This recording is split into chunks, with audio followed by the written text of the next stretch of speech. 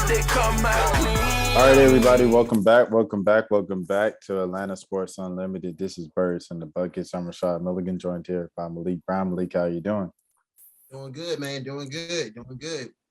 Sounds sensational. And as always, we have one of our frequent visitors in the building. Coach, you can call him Coach. You can call him whatever you want, but just make sure you understand he wants no smoke. We have Mr. Brandon B. McCoy. Bro. B, how you doing tonight? I've been better. But I'll put myself on mute, but I heard it, B. Let me see where do we even want to start? Well, I guess we'll start with this. Prize Picks. Go to Prize Picks now and put in the code ASU, and you can play Prize Picks. Malik, would you like to talk about Prize Picks and having the app right there? Yeah, man. So Prize Picks is an easy way to just have some fun. You know, if you're feeling lucky or anything like that, go to Prize Picks, pick a couple players, go over and under on them. And hey, man, look, it's great. So yesterday they had a deal. Yesterday. So if KD and Jason Tatum scored a combined 50 points, you get 4 times the payout for a two player pick. So yesterday I had Luka going over 24 points and I had Rudy Gobert going over 14 and a half rebounds. And I got that. So I got 4 times to play. So I'm telling you, man, they have these about every week. So make sure if y'all feeling lucky, like I said, feel like you know what you're talking about, go to Prize Picks. They'll get you right. Okay, campaign going so strong. He's sure when you're talking on the phone, but I wanted to pull this up here real quick. I wanted to let's start off this week with this one right here because we love comments. Y'all can leave a comment down there. Mr. Jeremiah Gibbons. Why is Rashad such a pessimist? What does he have against the organization? At least back up your points with statistics. Well, Mr. Jeremiah Gibbons, the time has come. It's been 2 weeks later. The Hawks are currently down 3-1. In 2 of those games, they got blown out. And in the one game that they did win, they had to come back from double digits within about like the last final 10 minutes of the game, and won in the last 5 seconds of the game with the floater from Trey Young. Trey Young also had to score 10 points in the final 2 minutes for them to win that game. Stats, huh? Numbers. Those are your. There you go. Those are your numbers. Fellas, I guess anything from you. Open season tonight. I don't. I mean, maybe Malik needs to go because I don't. It's gonna be bad. Man. Bad. Well,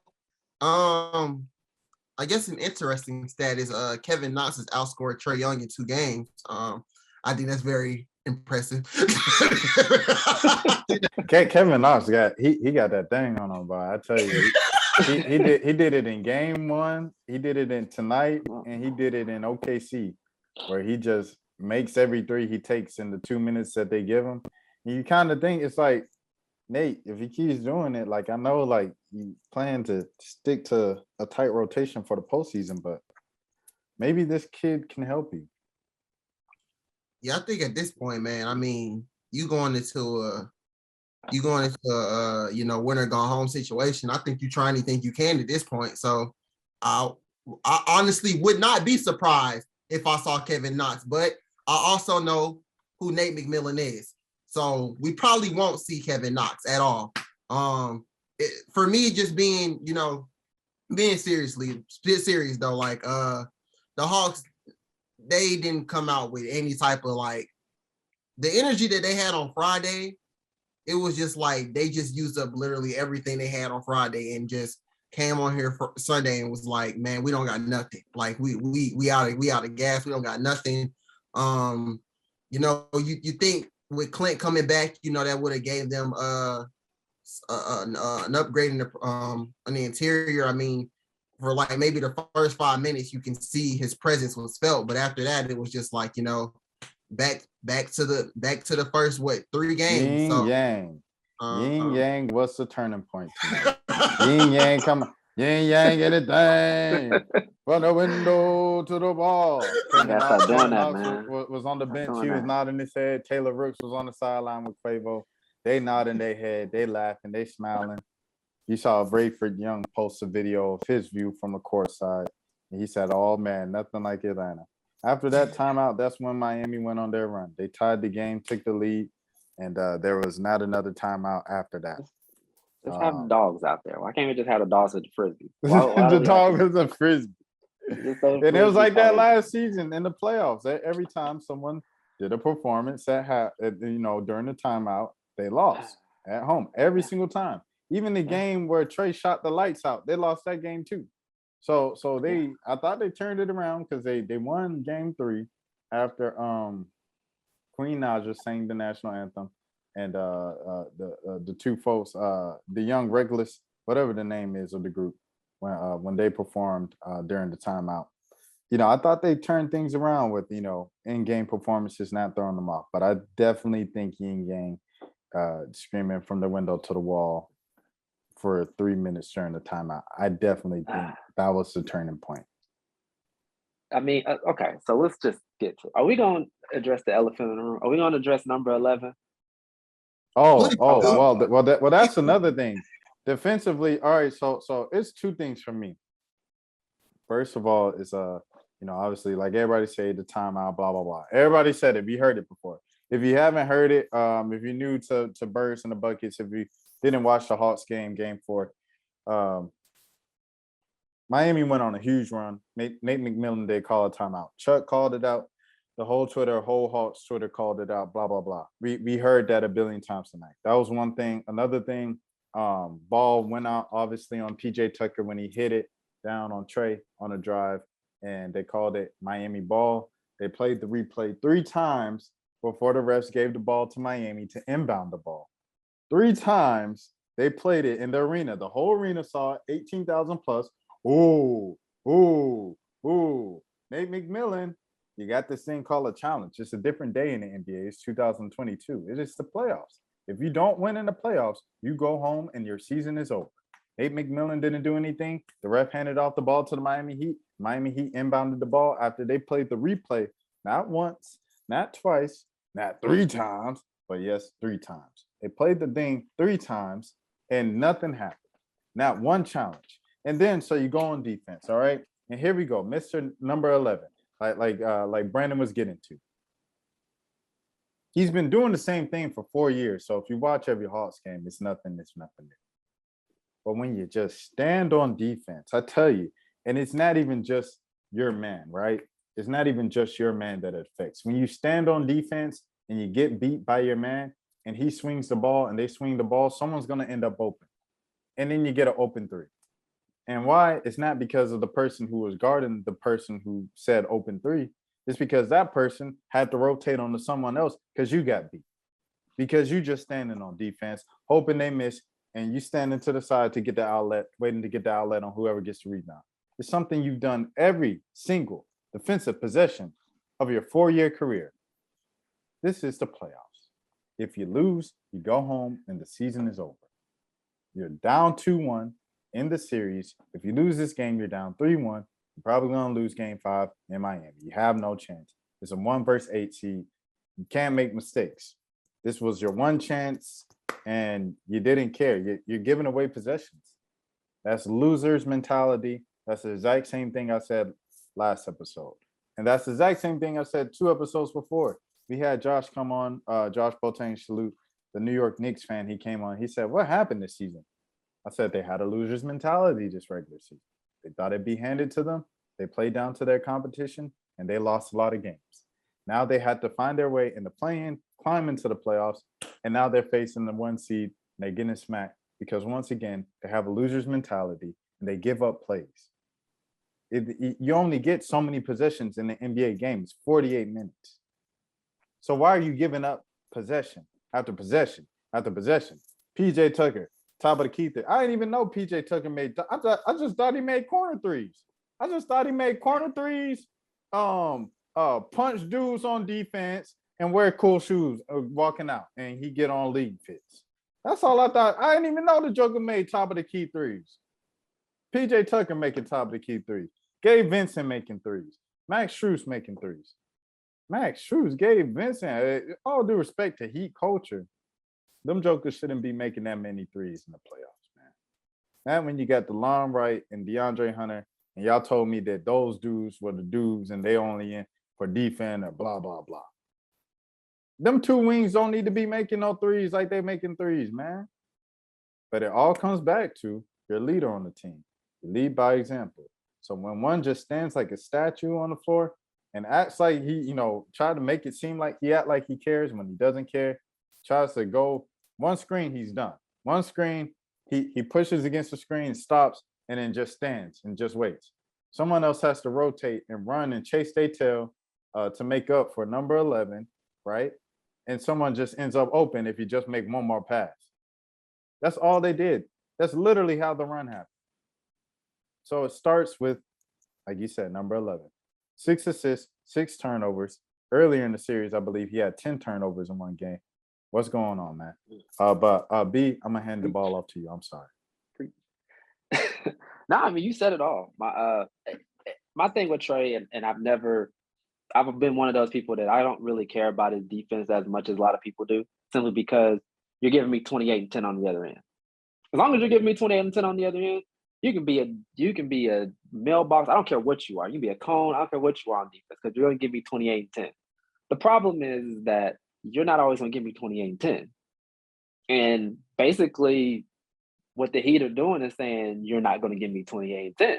You're just not going to do it. And a problem I've had with Trey is once he doesn't, it kind of happened a little bit last year. It happened, you're really seeing it now because they're telling the end, it's like, if he doesn't get himself going in terms of making those threes and getting to the paint, like, he is dead. He's dead in the water. Like, there's no backdoor cuts. There's no nothing. There's no nothing there. There's nothing outside of that dribble penetration.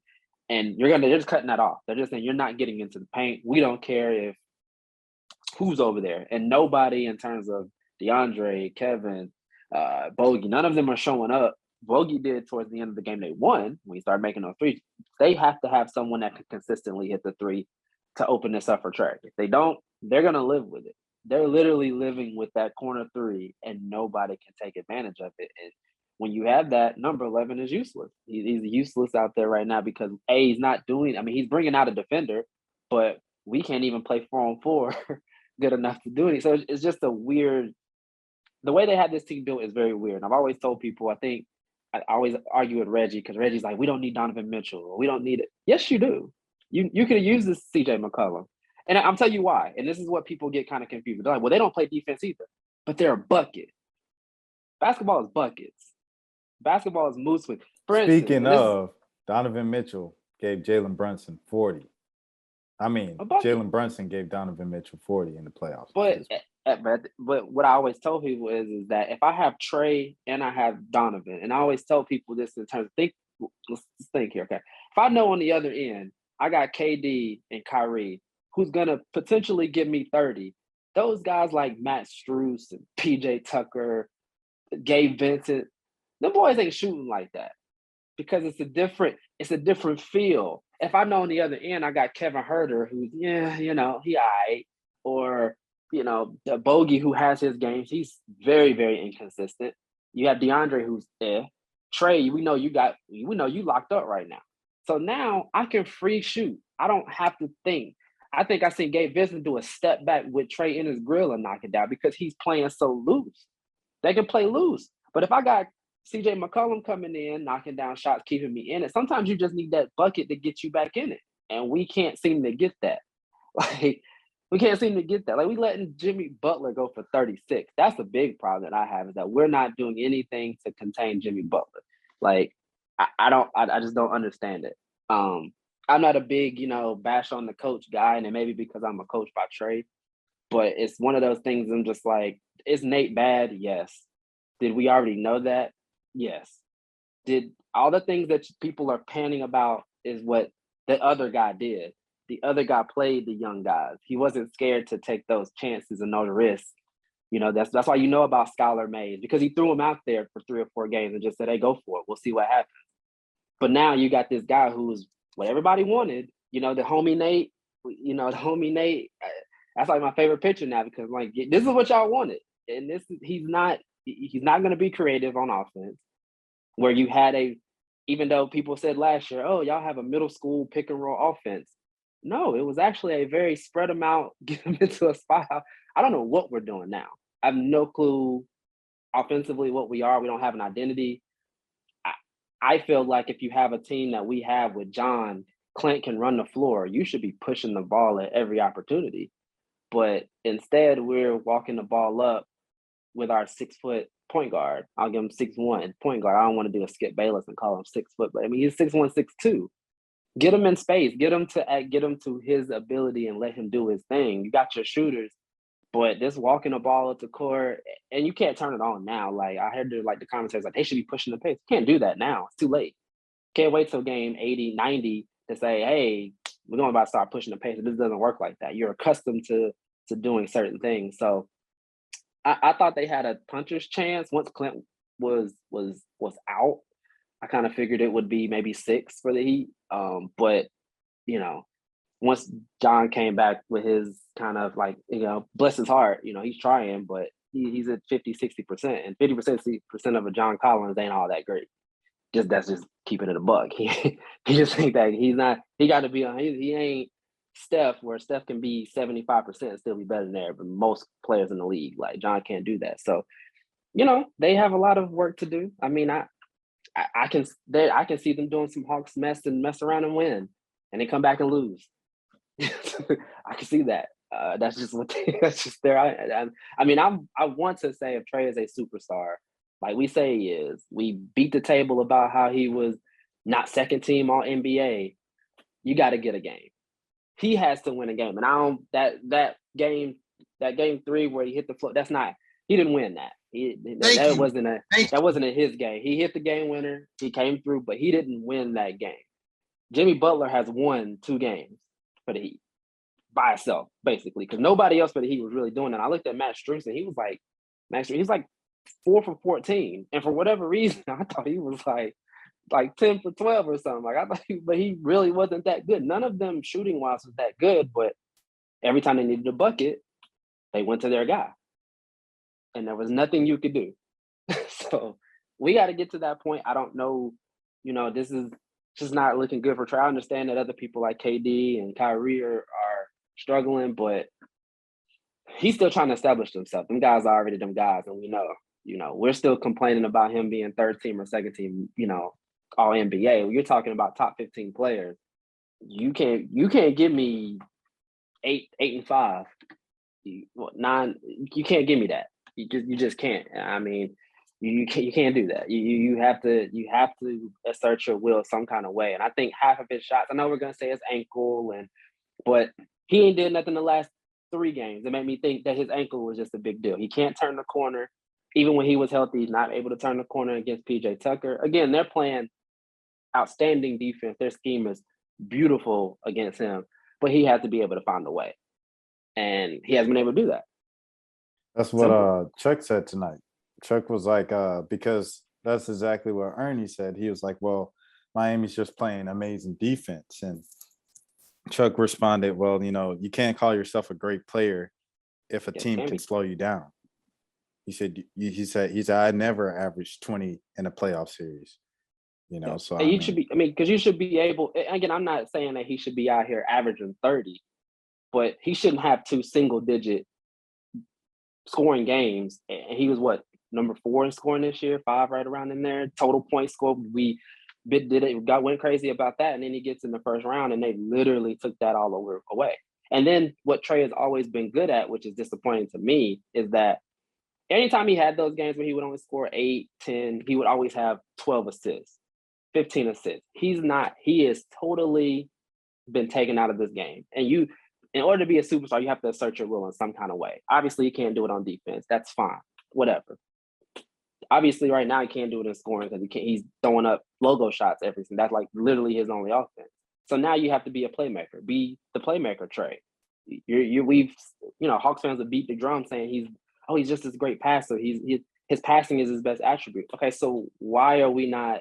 What is going on that he can't exploit that? Why can't we get backdoor cuts? Why can't we do certain things? How does he have 10 turnovers? I think he probably had about 5 or 6 tonight. So what is it that 6 turnovers, 6 assists. Yeah, so I'm just trying to figure out again, love Trey, but if he wants to be that guy, if he wants to have the shoes and all that, this is money time because we complained all last year. We didn't get national televised games. You got them this year. You're not going to get in next year because you got your ass whooped all year. So now you're back to what you were. You're back to ground zero. You had that big year, and then national media is not going to talk about you if you're doing this. Skip will because you and Skip got a beef. But outside of that, ain't nobody talking about the Hawks. Skip will because LeBron about to retire. Yeah, and Skip needs somebody else. He need another punching bag. He needs somebody else. And Trey gonna go back and forth with him, or he did. He said enough. But it's like you just can't. I've never seen. I don't say I never seen, but I've always felt like if you're a real superstar, you can't. This is literally 4 games in a row that they've contained Trey. That he's did pretty much nothing. And that can't happen. You have to get one. He has another chance to get one, but I feel like you always have to get one. So we'll see. I mean, I still hate that we feel like this team is like a bunch of 30-year-old vets when they're still 22, 23. Some of them, all of them had shortened seasons. Just things like that happen. It's hard to really gauge them, but if we want to call Trey all NBA Trey and he should be on second team and really some people even went as far as saying he should be first team all NBA, then you should be able to, like Chris Paul is 6 foot. What's the difference? What is the difference that he's able to dictate games and be able to do all these things and Trey can't? So there's levels. There's levels to this. So he has to get to that. In my opinion. I don't want no smoke, but in my opinion.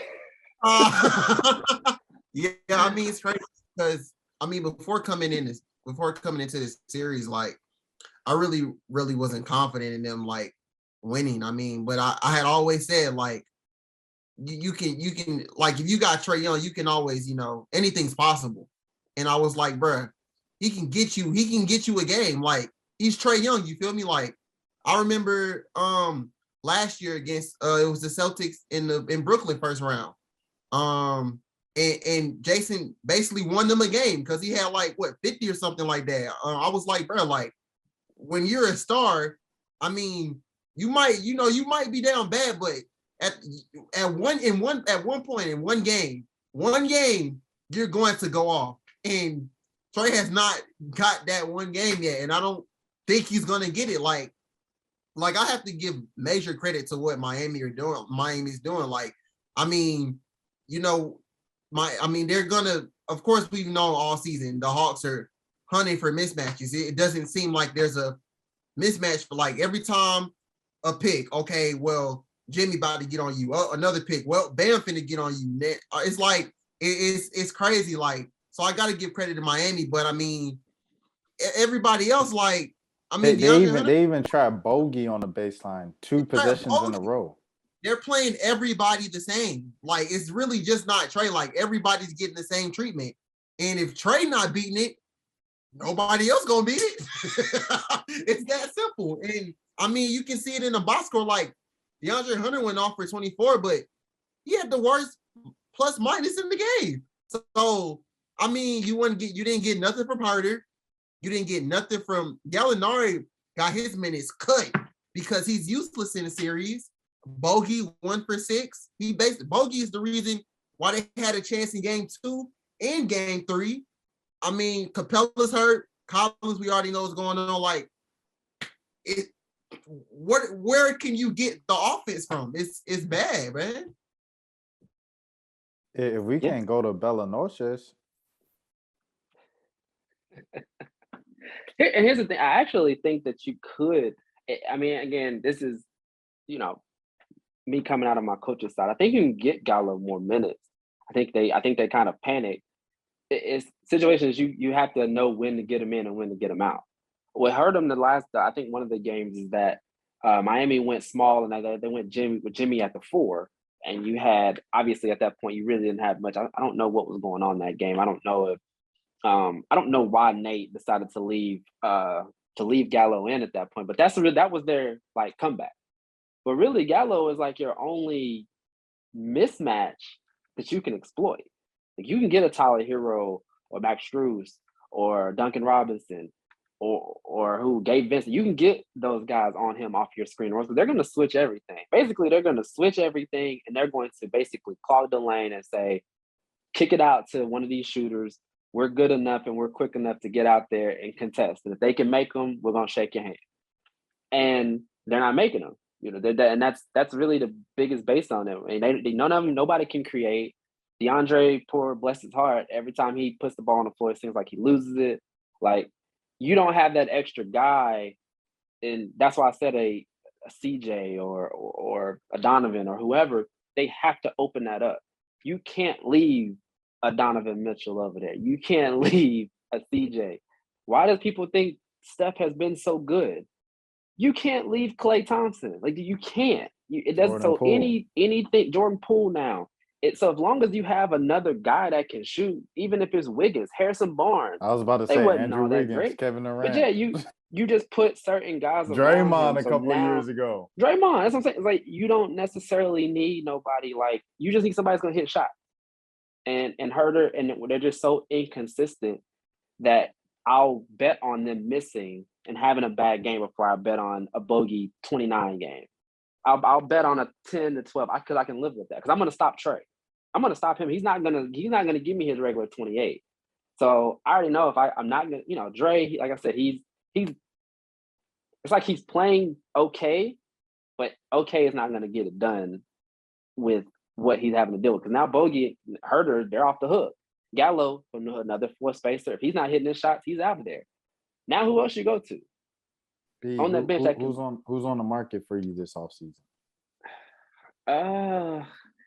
If it was me, because it depends, because I don't think what the Hawks need you're gonna get. Like, you're not gonna get a 6'7". Like, people are like, well, yeah, we need somebody that can play defense over 6'5" and can shoot. What the hell are you gonna find that? You're gonna throw the bag to Andrew Wiggins so you can be mad when he's averaging 15 a game? You're not trading up for Jabari or Chet? I'm not trading nothing. Like, you don't need any more young players, especially if Nate has already shown you that he's not gonna play. Like, don't even put yourself in that. Trade the damn pick away. What I always say, and what I continue to say every year, let them grow. Let DeAndre get a full offseason. Then you see where he's at. He's on a proven deal next year. So now I wouldn't pull the trigger unless he gives me something, which I always tell people. The team, for instance, the Golden State. Steph was ankle problems for the first, 3-4 years of his career. So they were able to get him at a bargain. He was on a terrible contract for production he was giving you for years, like maybe 4 or 5 years before he started getting the bag. Like 4 for 40. Yeah, it's like, so if you can get DeAndre, who clearly, again, you have a COVID shortened season, you had the rush season where you really didn't get no work, and I think every offseason he's been coming back from an injury of some type. If you get him to a full offseason, if I can get him for 4 for 60, I'm doing it. If I can get a Kevin Herter deal out of it, I'm gonna do it. And I'm just gonna live with what I got. Now, again, you can make some moves. Like, I do think they need to figure out which one they want between Kevin and Bogey. They got to figure that part out. I couldn't tell you which one I would take, because Bogey is so up and down, and he's injured a good bit, where he's Mr. Reliable. Like, he's solid.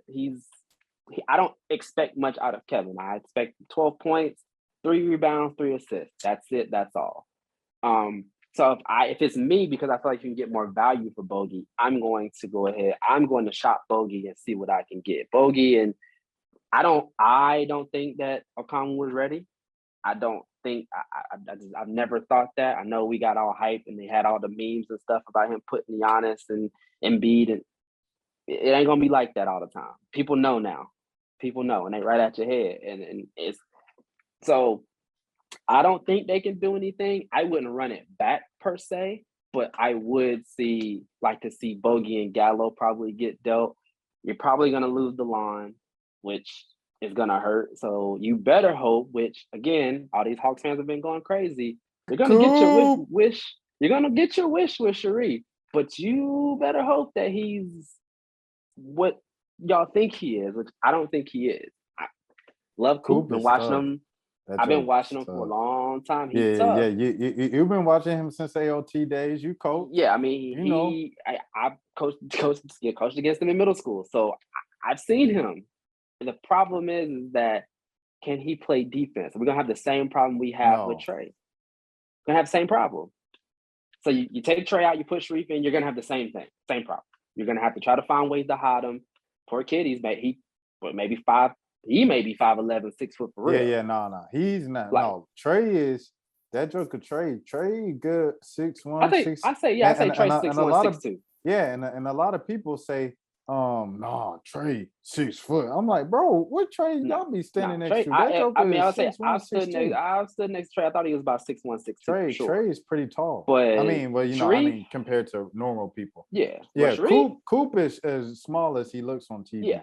Yeah. So I'm like, we're gonna run into the same problem where people are gonna now you bring in a second squad, they hunting Sharif. Now you got a 20-year-old kid in there. What, Shari's 20, maybe 21, maybe 2021, and you got him in here. This team is ready to roll. It's the same with Jalen. I think Jalen has a better chance, but you put him out there. So now who's setting it up? Who's doing what Gallo gives you? Like who's because it's not John. I don't think John. Now I do think John can get better, but I don't think John can give you what Gallo can give you.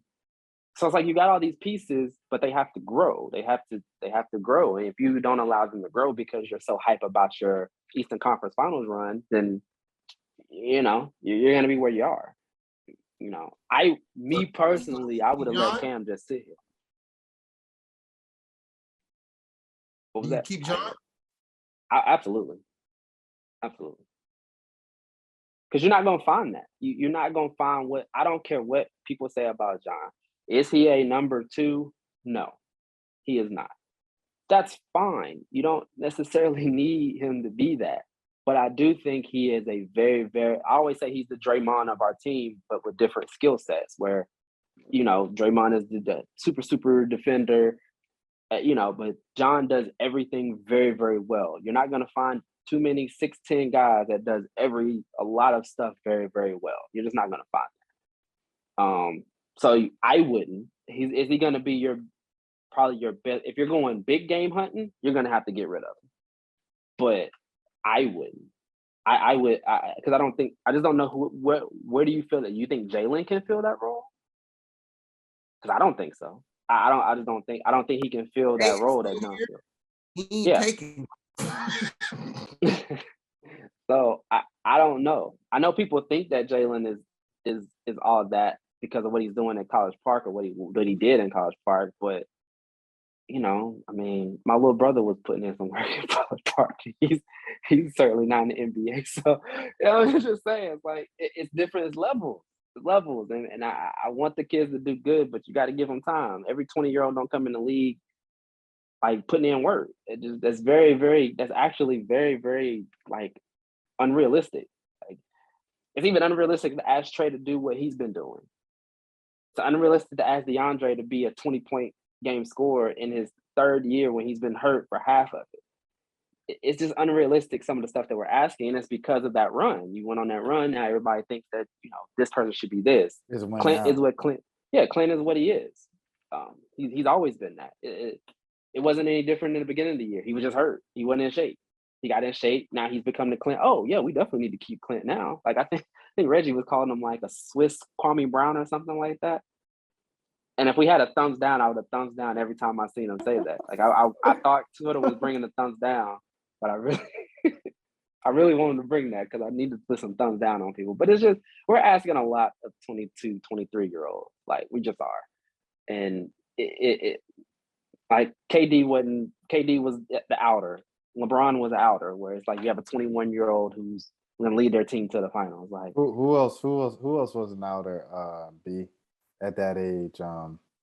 I think, like you said, Trey, who I really think there's carry their team. Like, yeah, in there, like, I think they were like 77, but well, he hasn't won it. He hasn't won a first round yet. he hasn't won a series yet. Yeah, He hasn't won a that man series. got to win a series. I can't. But the numbers he puts up at 2021 Yeah, was I mean, ridiculous. I'm talking Just in like Trey terms though. of expecting a player at that age to take a team to a championship or to take like what Trey did last year was amazing. Like again, that puts him in like those categories that he's in where it's like him, Oscar, and LeBron. Like I can't think of any 21, 22-year-old that took their team outside of LeBron and KD, who was the guy. Because Steph wasn't doing it until I think he was 24, Look, 20, LeBron did that 25. when he was 21. Yeah, LeBron was like 21, 22 when they went on that run against the Spurs. And they got smoked, but I think it was like his He third or was fourth year. 18 when he was drafted. That was 03. 4 years, he was 22. He was 22. Yes. So yeah, I think it was like 21, 22. So yeah, I mean, just that age, the same age as Trey. Trey's 23. So you're asking these young kids to go. And I mean, LeBron had, Big Z. He had veterans all around him. When KD and then when KD had they had a few guys. I think they were mostly young, but they had a few. I think they had a few guys at that time who had kind of been in the league for a little bit. Hurt. Yeah. So you had some, but this team, who they have? Solomon, Lou, Danilo, Lou. That's pretty much it. That's pretty much it. I mean, people don't realize that Clint like 26, 27. Like he's not that old. Solo was like 29. He's not even Solo. 30. So it's like he just look old. They're just asking for a whole lot. Like even next year, let's just say next year they figure something out with Danilo. They bring up Jalen Johnson because everybody's so Jalen's gonna be 21. Yeah, I don't know about Jalen being the dude because the way he looking, trash time, garbage time. I'm like, yeah, he don't. That's what I'm telling. Like even in trash time, he don't look like the guy that I'm just like, okay, well, most of them, you get like Cam Thomas came in trash time at the beginning of the year. He was hooping. Kevin Knox came in that trash time, and you seen what Kevin Knox do. So they just asked for a lot, and I don't feel like it's the Hawks' time yet. But I feel like because of the Eastern Conference run, and because the pressure the fans are going to put on management, they're going to blow that team up and just start from scratch. I end up feeling like that's going to happen. They're not going to stay the course. They're not going to stay the course and tweak and plug when they can. Unless, like I said, unless they get a good deal from DeAndre, which I don't think they will, because I think DeAndre is going to say, I'm going to prove it because of him not having off seasons. If I'm him, I'm not going to sign anything. I'm just going to say, all right, I'll prove it. Then you say you got John on a damn near max contract. Trey's about to get another 50, 60 mil because he's probably gonna make an all NBA team. So you about to be cash strapped. You broke. Whew. Unless Tony want to pay up. Now I mean the salary cap will expand for sure. And so you can bet on that. You can kind of hope that eases some of it. But you're the Hawks. Like you're gonna either have to because Trey has been so good, it's the gift and the curse. He's been so good so early that yes, you can go try to find you a star, but what star are you gonna get? Only ones I can think of is Bill, Mitchell. Who else? Brown. Jaylen Brown? Yeah. The Celtics ain't giving up Jaylen Brown. I'm talking about somebody who's just gettable. He was I think around the deadline he was. But yeah, I remember now that things are working for them because they're probably gonna make they have a good chance of making the finals. I say at worst case scenario they're going to be in the Eastern Conference Finals. Worst case. And I think Milwaukee beats. Yeah, I think Milwaukee's gonna go to the finals. I just don't see anybody. They're too good. Yeah. So what I'm thinking is, okay, you got Jaylen Brown, who was your big target. That would have been my one. And I'm like, okay, cool. And even then, I don't think people realize Jaylen ain't like that. He might. I think he was good for what the Hawks needed, though, or what the Hawks need. That's needed. Depends on what you gave up. What do you give up? Do you give up Bogey and You're JC? giving up. Yeah, you're giving up John for sure. You're probably giving Okay, up Bogey. Yeah, yeah. so let's More than say you that, give up. So is Jaylen Brown good enough to supplement to basically take from what John and Bogey gives you? Is he good enough? That's the question. Because people always say, "Oh yeah, we can just trade." Okay, you can trade, but that means the 17 and 10 that John gets you, that's gone. Now you're depending on Danilo Gallinari at your 4. You get rid of Bogey, okay, that's cool. You got Jaylen, that supplements that, but now you're gonna have to get rid of John. People are so quick to get rid of John. I'm perfectly fine with that because you're gonna need to get a big name, but you better hope you get somebody that can give you 17 and 10. They pretty much did that in the second half of the season. He ain't played since what? In February. But can Danilo? So you depend on Danilo? I didn't forget about him. You said, can you do it without John? I was like, I think they did. But I think if they would have had John, they wouldn't have lost to Orlando down the stretch, Detroit down the stretch. I don't think they lose those games because I think he gives you that little bit of again a necessary bump that you need. There's a lot of matchups there's about 20 teams that Danilo has no business being on the floor against because he just can't match up. He just can't match up. So again, people think it's just that it's sweet. Go get Jeremy Grant and see what happens. When he's putting up see what happens. I'm just throwing out names that I keep seeing. Go get Christian Wood. Go get these guys. What about Zion? Hell no. Oh yeah, you don't like Zion. Yeah. He was the one that said John Collins was better than Zion. You're right. There's not a what does Zion do other than, again, you have Trey. Zion at his best, again, the only time I done seen him, because he damn sure ain't ever available, but when he was available, what the Pelicans did is here goes the ball at the top of the key. You're going to run to the paint like basically Giannis. Does that fit with Trey's game at all? Who can't move off the ball, when he does not have the ball in his hand is damn near disengaged on offense. So does that fit? Does it fit? That's you. When you have Trey, you have to figure out the fit. And I don't think he fits with Trey. Maybe I'm wrong, but I don't think he fits with Trey. Because at his best, he had the ball in his hand at the top of the key, bullying people in the paint. At his best. That's when the Pelicans took off, is when they started giving him the ball and said, get out the way. Well, I think that's a lot of the problems that you see a lot of times with John, right? When he does need to go get a bucket, when Trey does put the ball in his hands and he's facing up, and John has to go get a bucket. It's kind of like he goes, he's banging against these big bodies. Eventually, he gets stopped and he has to pull up, and you're just like, is John gonna make it or is he gonna miss it? And that's kind of like what you kind of do. I think he should go to. I think he should focus on his turnaround game. He has a beautiful turnaround shot and he goes away from it trying to do whatever. But I wouldn't do it because I feel like the fit is better. I feel like the spacing is better because, as you can see, Trey needs a lot of space to do his thing. This is proving it. They're basically daring the Hawks to shoot. They're daring them to shoot. So if you got Zion out there who I don't know if he can shoot. At one point he was shooting, then he decided he didn't want to shoot no more. So you're going to need that to give Trey his openings to where he is. So it's like, fit-wise, I don't like it, especially if you're going to keep Clint. But, I mean, this ain't working, so why the hell not? Go get Zion. That'll sell tickets for sure. So basically, in hindsight, the Hawks going to run it back next year. I wouldn't run it back, but I don't see any options that makes you any better than what you are right now. Unless you get a team, unless Donovan Mitchell go in there and say, look, I want to go to the Hawks.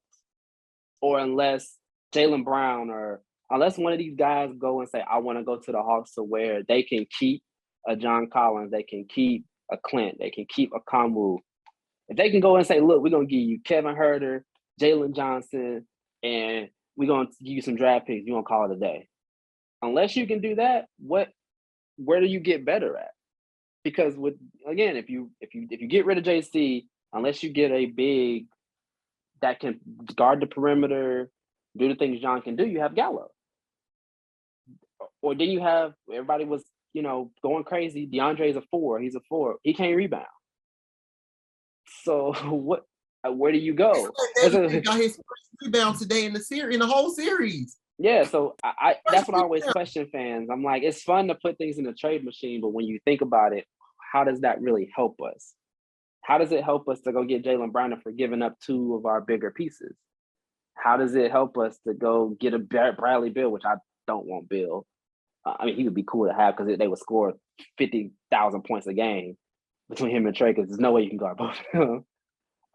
But I just don't see what makes you better. And maybe I'm just not seeing it. I just don't see what makes you better because you have so many pieces that are almost like Schlink put together a really, really good team who just everybody's underachieving, basically. Like Bogey, Kevin, DeAndre, you thought DeAndre was going to be something. What I thought is I'm pretty sure what his thought was, okay, well, we can have DeAndre and Cam. That probably was supposed to be your 2 wings, long, athletic guys. Well, Cam want to be a star. So now you got a point where, Cam ready to go be, he ready to go be the guy. I don't think he's going to be the guy. Yeah, but I just don't see where they go. And maybe he gets creative. I just don't see where they go. A month ago, we had an episode called "The Hawks Remain in No Man's Land," and I think just breaking it down there, they are still in no man's land.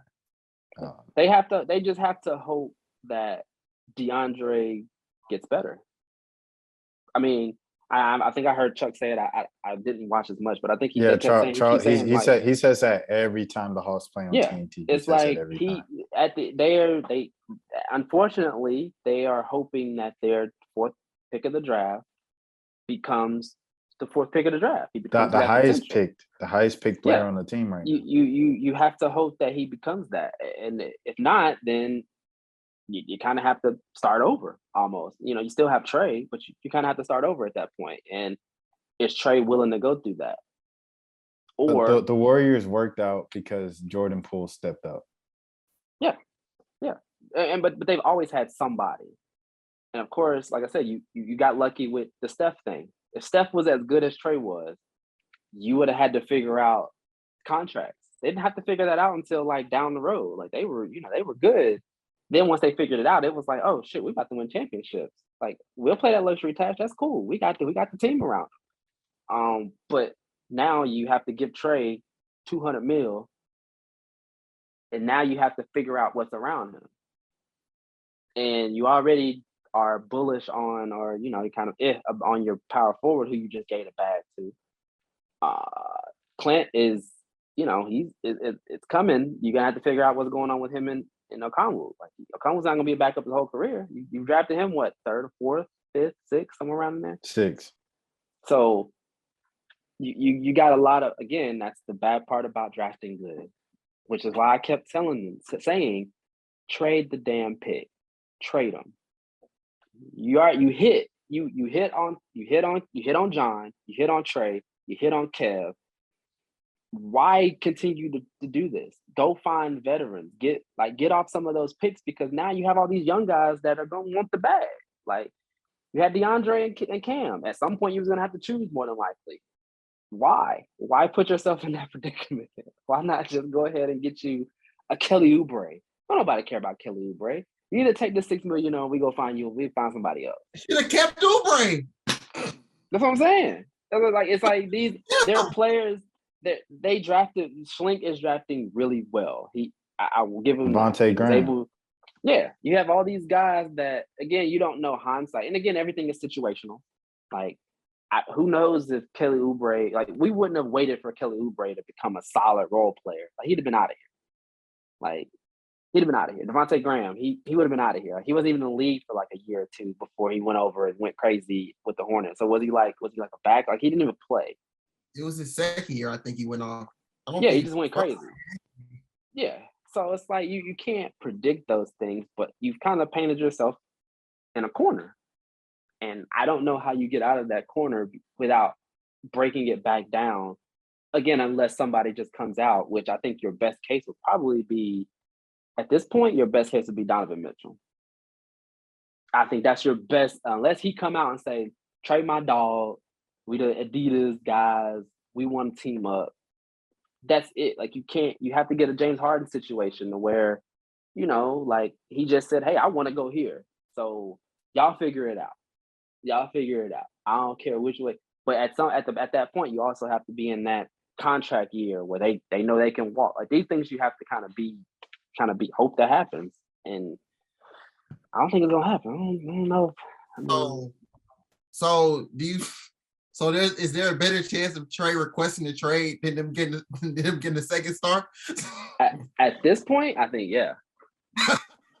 I don't think Trey will though. I don't think Trey will. At least I don't. Like I don't he think said, will. with what I think about all the time with Trey, with the Trey thing, is because, once he first started really playing well, the second half of his rookie season, that's when kind of the fans were like, oh, we finally have our star, but it was also like in the back of their head, this is the era of stars like leaving. And the thing that always stuck out to me that I always remember about Trey was, when Rayford did the interview with Chris Kirshner over there with the Athletic, and he was like, growing up in OKC and remembering Kevin Durant leaving, that stuck with Trey.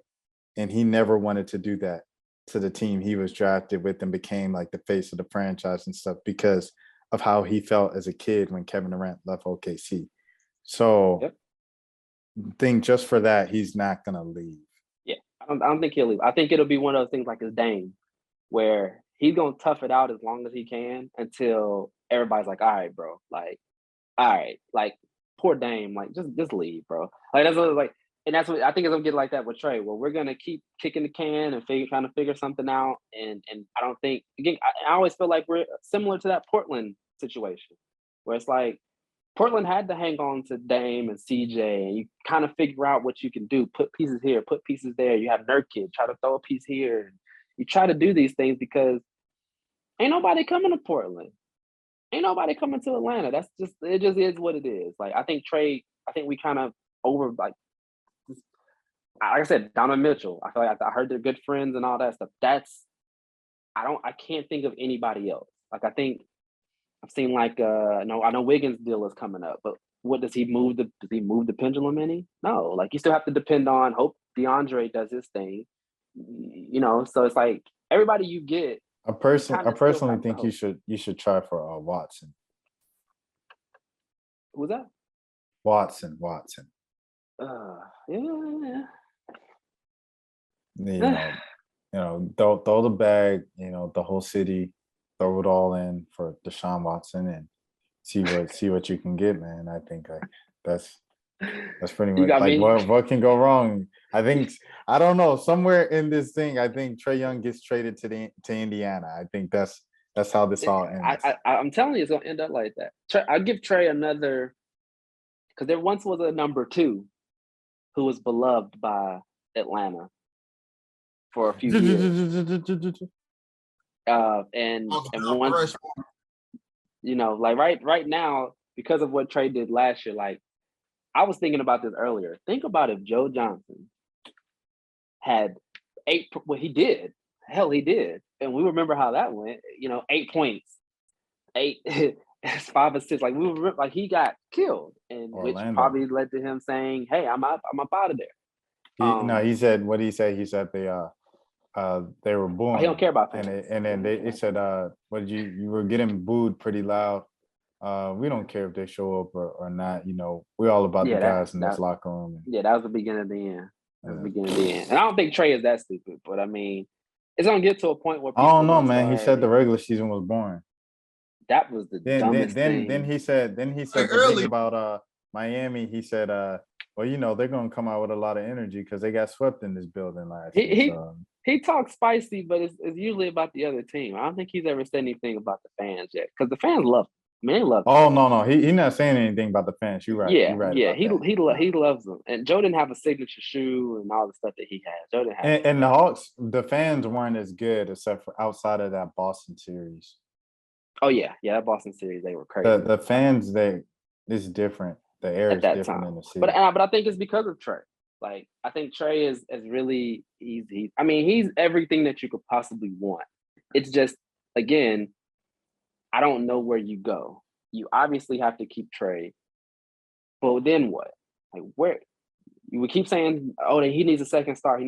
Okay, who? Who was that second star? Again, Donovan Mitchell, Bradley Beal. I'm trying to think of other big name guys that, like I said, Jalen. That pipe dream is done. He's gone. He's not. You got Dame, but that doesn't make any kind of sense to put Dame and Trey on the same team. So, and I think when he does request his trade from Portland, he's going to give them a list, and I'm pretty positive they're gonna have Atlanta on that list. They're gonna do right by him. So I can see him going to like the Lakers or somewhere like that. Like I think Dame's gonna go somewhere like where he's, with two other guys. But yeah, that would be my question to LaMelo. LaMelo's going over. He's going out there. He's going to the Lakers. He'll end up out there some kind of way. They'll figure something out. You think they're gonna get all three? I don't think LaMelo would want to share the spotlight with Trey. No. I'm saying, dude, you think LA gets all three? Well, one of them is trash. Don't say that. He hasn't been given the opportunity. Don't say that. Don't say that. Jello trash, bro. He's scoring 20 plus in the G League, man. All Jello do is shoot. That's it. How many players in the NBA just shoot? That's it. I don't even know if I've seen him play like once, and he's just so stiff. He doesn't even look like a basketball player. It's kind of funny. Yeah, it's a weird. Everything is weird. I mean, you know what? But I will say, if they get LaMelo and they get Lonzo, there is a 100% chance they're gonna sign Joe to a 10-day contract. It's a 100% chance. There's no way. You got to think after this whole LeBron thing, like they at least take a swing at it. Yeah, they have to. They absolutely have to. They don't have a draft pick until 2027, so it's like I would do the triple B thing. If I was them, I would say, look, we got AD over here. What's up? What you want to do, Charlotte? So we got AD. We got a top 15 player or whatever, top 75 player or whatever. Come get him.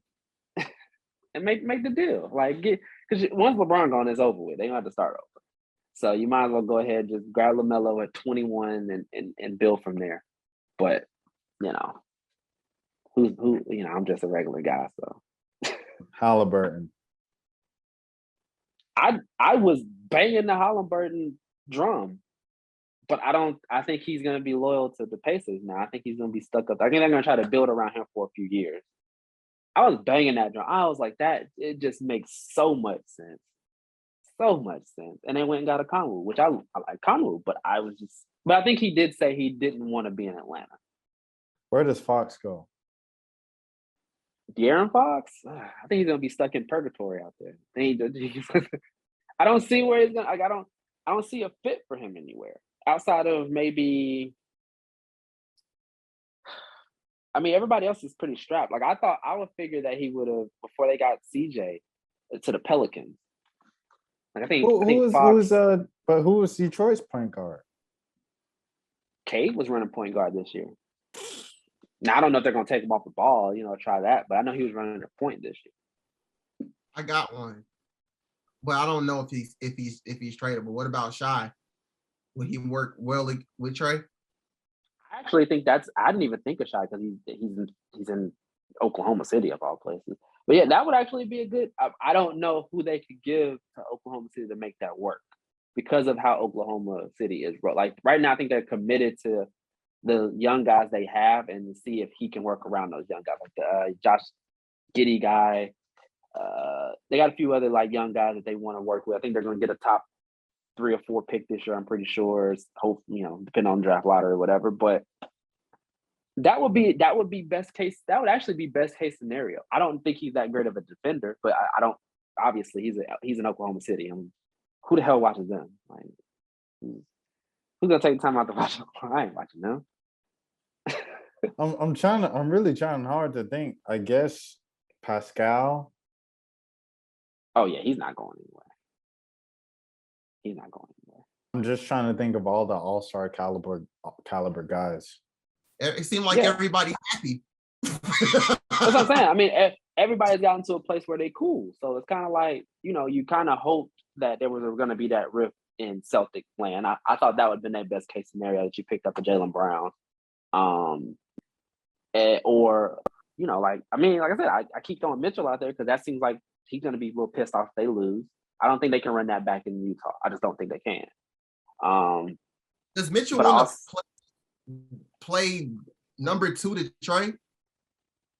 I think if there's somebody, he would, because I think they're cool. And I think that he's also cool with them, Collins too. He's cool with JC. So I think because they cool, it's kind of like the Kyrie and KD thing. Like we're gonna see it as 1-2. They're not gonna see it like that because they cool.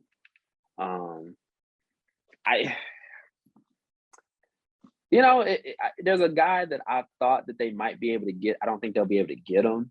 He's always hurt, and I really don't like him as a person. But him and Trey are like Ace Boone Coon. He's over there flailing away in Denver. Michael Porter Jr. No! Yeah. When he said that about Trey, I was like, oh, is he talking about 12? Yeah, nah. I would. That would be a guy. Yeah, he's a trash person, so I would definitely not want him here. But again, yeah. But again, all eyes matter, Porter. That's what you're looking for. Again, he doesn't play great defense either. That's what I said. It's like everybody's looking right now. You have the architect guy right on your roster. DeAndre is exactly what you would want. He's supposed to be an A+ defender, even if he's just an A defender. He can knock down. He's supposed to be able to knock down shots. I don't know what else you can get that's gonna simulate that. You can't get, other than Kawhi. But Kawhi, baby Kawhi, just like Torian Prince was supposed to be Kawhi. DeAndre Hunter was supposed to be Kawhi. I didn't ever think Torian would be that good. No, KO said that. Yeah, that was whoever. Yeah, that's terrible. That's no. He was. Like I said, I thought DeAndre. I thought it would take him a few years, so that's why I'm a little more like. But I know Twitter hates DeAndre right now. Well, I mean, he's better than Jared Culver. I think so. I'm glad they didn't go with Jared Culver. I didn't think he was all that anyway. But I feel like people don't look at things like that. Like it's like if you remember around that time, I know people have short-term memory loss. Oh man, yeah, they were. It was Jared Culver or DeAndre Hunter. I said Jared Culver. I'm not even gonna lie to you. I said DeAndre. And the only reason I said DeAndre is, and I'm not gonna even lie. The only reason I said him because he was National Defensive Player of the Year. And I said, you know what? Worst case scenario, he gonna lock up. Worst case scenario, he's gonna lock up. I knew he had some more offensive talent because I went and started looking back, and I started to see, okay, he actually has some talent. But obviously, when you look at high school, like everybody looks like amazing. So Rivers looks like the greatest basketball player ever. Yeah. I'm just looking at. I'm like, yeah, some of these guys. But I'm really like, I've been sitting here for the last 20 minutes thinking of another all-star or fringe all-star player that you could go get that would mesh with Trey Young. Because that's what Milwaukee did. You think about Milwaukee and why they're so unbeatable. They got Holiday. Perfect. So absolutely, why just be like the Mavs? I mean, Mavs only have one all-star, and they have a whole. Dinwiddie's pretty good. Put you in that conversation, Brandon. I'm just saying. Good as always. You know what? But really, like Jalen Brunson getting 40, like that counts too. It's like if Trey was out, right? If Trey was out at the beginning of the Heat series, like there wasn't a guard that was about to get. No one can get 40 on the Hawks other than Trey. Like Dallas, they go out. He goes out. Brunson gets you 40. Dinwiddie can hold it down. So like the Hawks don't have that. They don't even have Tim Hardaway Jr. out there, and they still putting in that work. No. Yeah. It's about Dorian Finney-Smith, but I don't know if they're gonna give him up. I mean, he's solid, but he's not an all-star. But that's the thing. Other teams are finding it's like Reggie Bullock. He's had good games for them. He was trash like he wasn't even all that with the, I mean, it's like you just have to stumble upon stuff. And that's why I say it's like we had high hopes for Bogey. Bogey is kind of what he is. Like, I think he's a sixth man.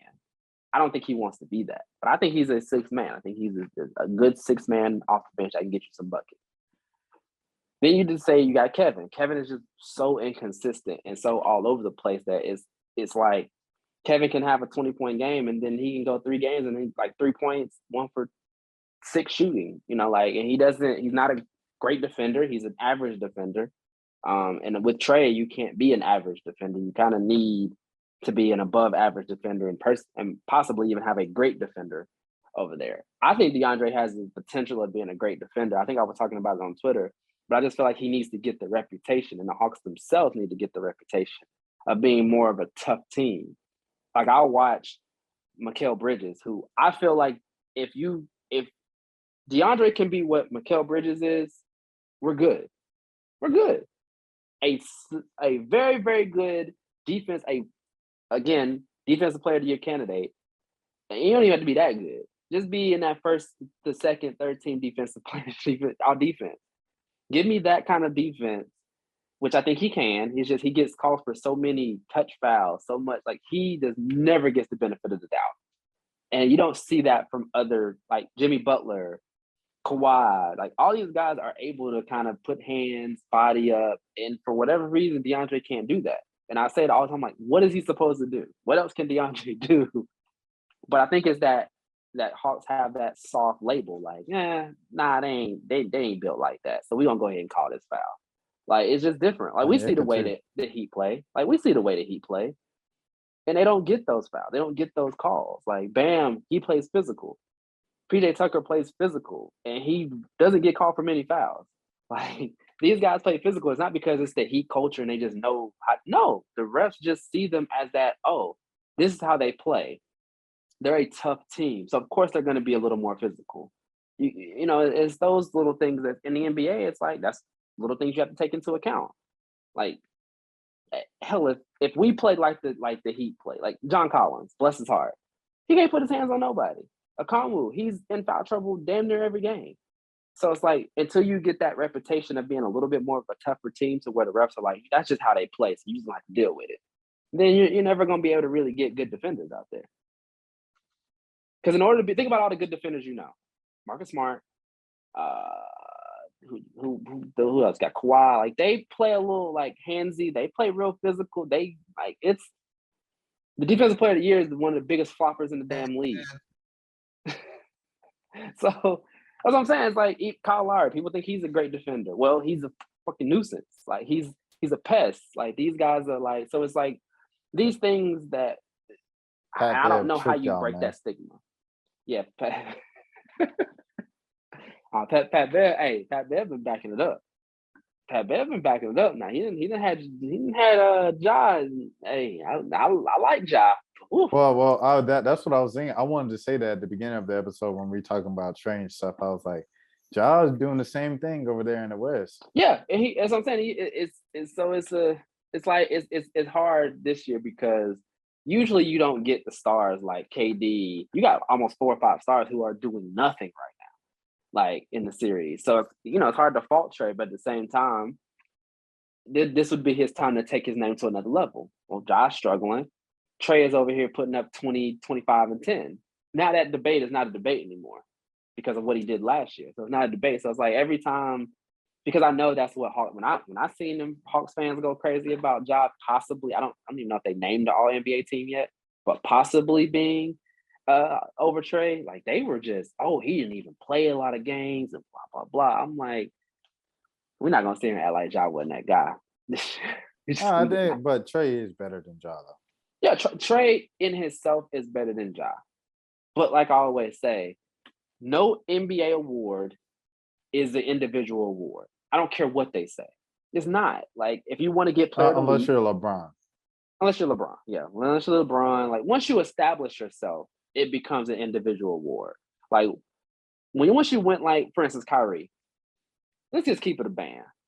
Kyrie ain't better than Trey. Like, he's not. But what he did that one year with LeBron and they beat Golden State, He's going to live off that. But like if Kyrie would have played this year, averaging the same 25 and 4 he usually gets, he would have been on first team. He would have made the All-Star game over Trey.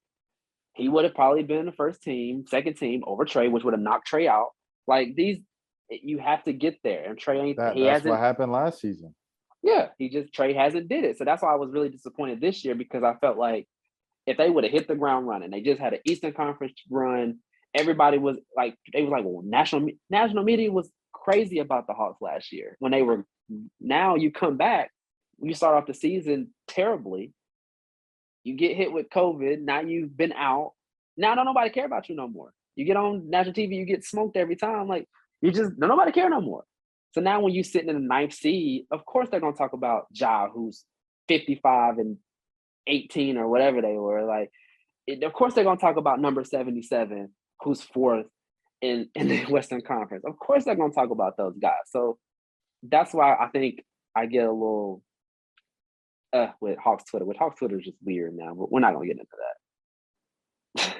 I think that's every fan base. So like just listening to the Heat spaces, which we were talking about beforehand, like I was like, okay, these people are pretty delusional, and they also don't know about the Hawks.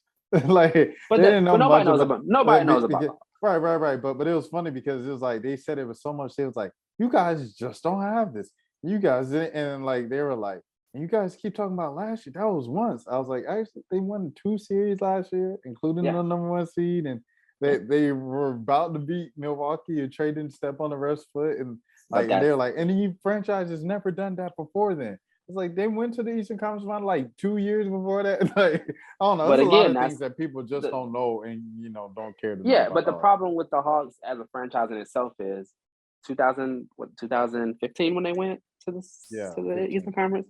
The next year, what happened? Nothing. You didn't. And then Teague left and said they just plateaued. Yeah. So it's like, again, you went to the Eastern Conference Finals. You had a chance to build on that with a young team. Everybody was hype about you. You get all these national televised games. Then you come out the season and you're bored, quote unquote. So you end up getting smacked. Then now you're starting to lose national televised games because you're trash. Nobody wants to see you play. So now you have a fan base like Miami who they just went to the finals a few years ago.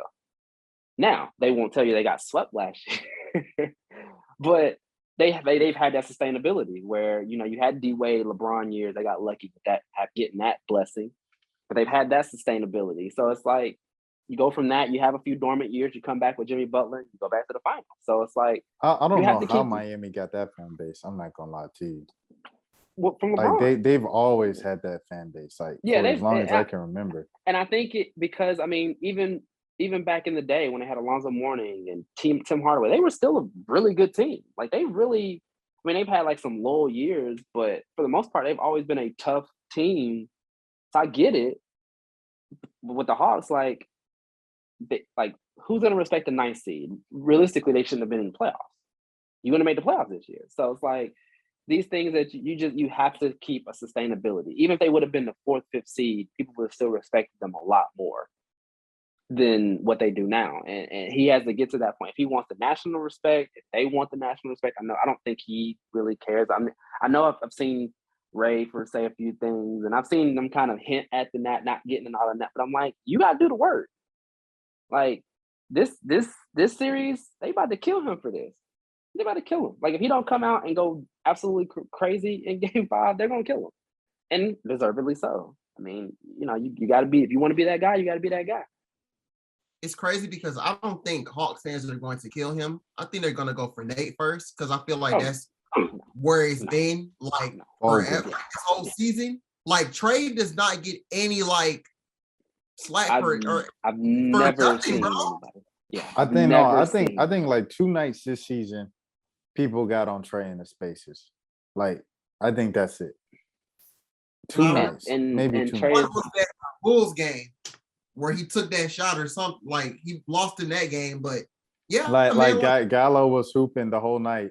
Yeah. And Trey took it upon himself to be hero at the end of the game. They got him that night. And then they got him another night where it was one of the losing streaks. And they were like, at what point do we look at Trey? And they all started off the same, hey, I know Trey is is great and everything, but But we have to look at the leader too. We have to look up top. Like, so I've seen it a couple, like 2 nights though. But I think it goes back to what you were saying, how I think people are so scared that he's gonna leave. What nobody scared about? What nobody scared Joe Johnson and all them boys to leave? They didn't care. They used to kill them back in the day. Like, and again, Joe was probably your closest thing that you had to a star. You know, that's the last closest thing you had. 7-time All-Star Joe Johnson. Don't forget it. He's probably the closest you've had. So no, Dwight was now supposed to be that. Dwight was, but it was so short-lived, and they killed him like immediately. Like, it's immediately. I don't even think they liked him at his press conference. Like, he looked goofy. Him and Babe was crying at the press conference, man, at the YMCA, bro. Yeah, it looked goofy, man. Like, but so it like I said, I think with Trey, he's your first superstar since really Dominique. Let's just call it. So I think they're really scared to kind of say what needs to be said. Trey done lost way more than he's a lot. He lost a lot of games, and with his carelessness and with his shot decision making. Even last year, like I really feel like at the beginning of the year, the way he was playing, he was one of the reasons why the other guy got canned, and I think he might be happy about that. He maybe did that for a reason. I don't know, but he's reverting back to the same thing. Like he's doing the same stuff he was doing. Like, you think he's plotting? I don't know. He had like him and Nate was like, like I really wanted a guy who was he said he wanted a guy who was an ex-player. He got that. Now, I mean, obviously, got to have an offense. Got to, be a little more modernized. But I don't see that. So, yeah, I got that video too. Hey, that man said. So yeah, I mean they might be boys, but at the end of the day, it's like, again, me personally, and I know it's the big thing with. I don't think it's the same thing as LP. I don't think Nate is the overwhelming problem. I think he has more flaws than LP did. But if y'all know me, I don't think LP had 100,000 million flaws like we thought he did. But because again with the timeout situation, I don't care about the timeouts because again, if I have a top 15 player in the league, I shouldn't have to call a timeout. I shouldn't have to call a bunch of timeouts. I shouldn't. That's just my thought. If I have a top 15 player in the league, my top 15 players should be able to get the team together enough to where we can make a play. So simple. I don't agree with that, but that's just me. And again, that's me. I don't because I just wanted it to be heard on wax, like when you said it. Yeah, because because they group us all in when we don't say nothing, so I had to say something on that point. No. It's how many timeouts he's supposed to call? He's supposed to call a timeout every time somebody go on 10-0 run. Yeah, because you only got 7 of them. Use them all. You need them. What are you saving them? You saving them for when you guys are down? I mean, 20 because 20 seconds left. Okay, so I because I coach. This is my mentality. I'm not going to use up. Listen, so the game was close at that point. You're still within 7. I think before he took the timeout, they were down, 6 or whatever, 7. They were up, it got to maybe like 10, 11, 12, maybe 13 or 14 before he called the timeout. Well, at that point, it's still the first half. So I can't keep blowing through these timeouts because if we do make a run and we come back, now I need these timeouts toward the end of the game, whether that's to give, what if Clint needed to blow at the end of the game? You have to think about these things down the road. I can't go blow through 4 timeouts. Minnesota series, when they blew the 2 15-point leads. What did you think about? I think the first one I wouldn't have called one. That was the first half. That was the first half. I would never blow through my timeouts in the first half because you don't know how NBA is. The pendulum can swing. Boom, you're right back in it. So just like they came back out, they went up 20. Now I'm calling my timeout. I'm burning them every time. 10. Okay, come here. Let's talk about it. Because now okay, this game can get away from us, and there ain't no halftime for me to talk about it. There's no time for me to make adjustments down the road. I have to make that adjustment right then and there. that first half you can play around with a little bit. That's why I don't get mad when he doesn't take challenges, because again, I don't want to lose those early, because again, let's just think about this. What if he uses all of them to stop all these runs? It's a close game at the end, and now we don't have nothing. We only have one timeout. It's probably a close game because you called timeouts earlier. But now you don't. Now you're going to lose this close game because you can't get a setup. You can't get your defense set up. You can't get your offense set up, because now you just have to roll with it, especially towards the end of the game. Because my thought is I would rather have them towards the end of the game so I can take those timeouts towards the end. Again, I expect my team not to let it get out of hand. That's just my expectation. If you're an NBA player, if you have the pride, if you want to say you're a championship team, you can't go out there and just let them. You can't. They lay down. Ain't no timeout going. No timeout going to stop that. You go out there and you lay down. Like, you lay down. So whether that's Trey not, saying, I don't know, man. Monty Williams in that huddle said, "Give it all you got." But he also has Chris Paul and Devin Booker who can say, "All right, look, let's go." Like, you got to have a guy that's gonna say, "Let's go." It don't matter how many. There's been plenty of times I've been called. Willie Green is the guy I meant to say. Willie Green was the guy I meant. Yeah, I mean, there's plenty. But you got it. Like, you got a Brandon Ingram. You got CJ McCollum. You got guys who's in there gonna say, "All right, let's go. I'm gonna go do this. Let me get you out of this." As a coach, I got to have a player that's gonna get me out of the trouble. All these, like, Phil could do that because he had Kobe and he had Shaq, he had Jordan. You got guys like you can let go. So again, it goes back to, if Trey is the guy we say he is, then just saying. They told me he was second team All NBA, which means if he's second team All NBA, that means he's a top 10 player in the league. That's all I'm saying. I done seen a bunch of posts saying he's the top point guard in the league.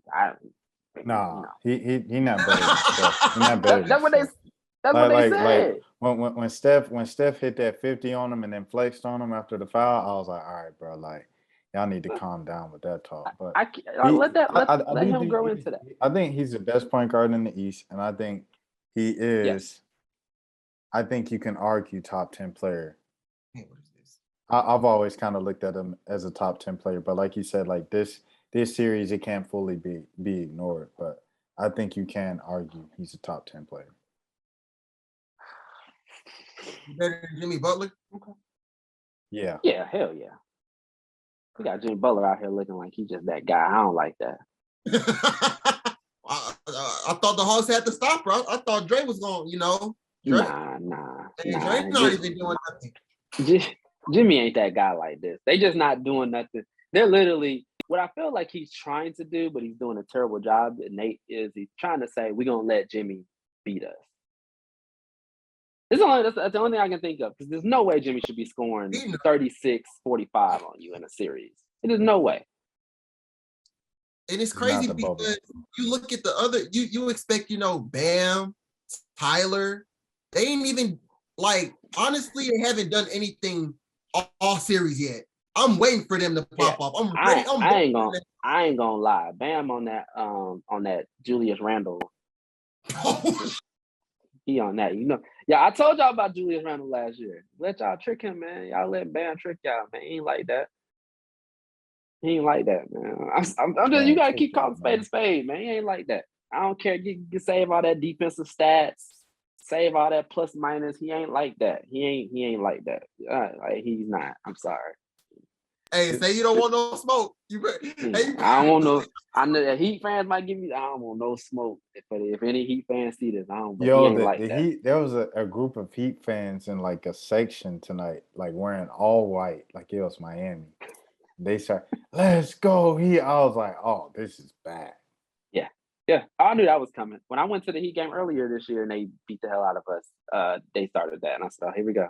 But playoffs is always different in Atlanta. Yeah, like it's like the Knicks. But...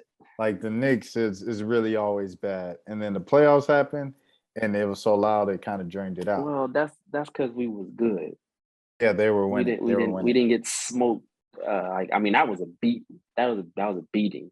Well, yeah, because at the beginning of the game when everybody was hyped, there were the Heat fans there, but they were drowned out. Yeah, they by drowned the them out. Hawks They drowned them fans. out. Yeah, I mean, But once it got quiet, other go than, ahead. and I had, I went to a lot of games this year, and pretty much every game outside of the Lakers game was about 80-20.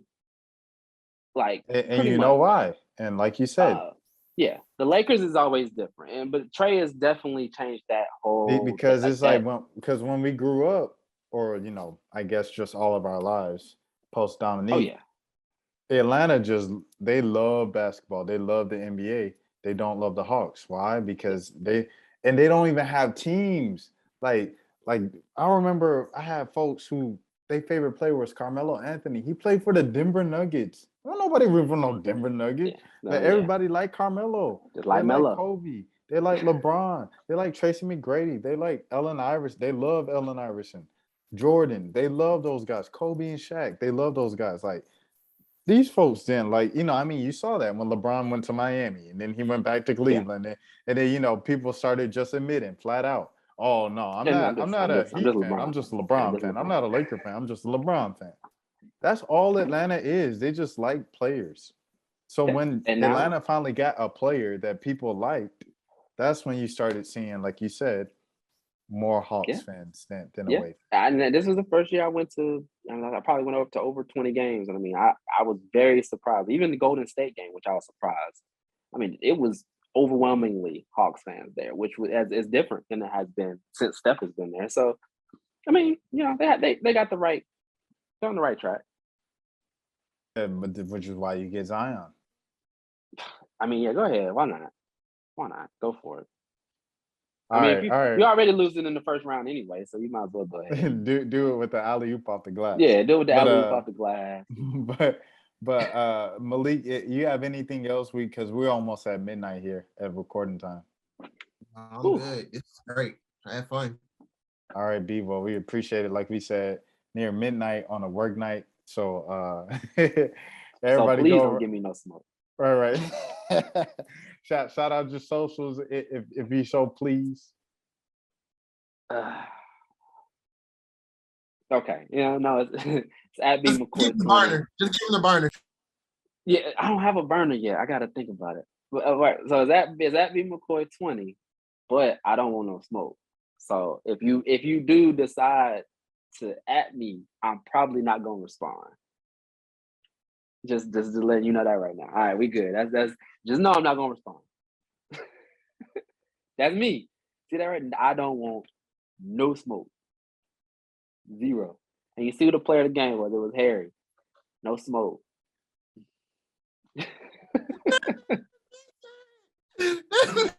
Harry was trying to keep the crowd going all game. Hey, that's a tough job, man. It's a tough job. Think about him and Sir Foster. Think about what they got to do to get you through a game when you get your ass.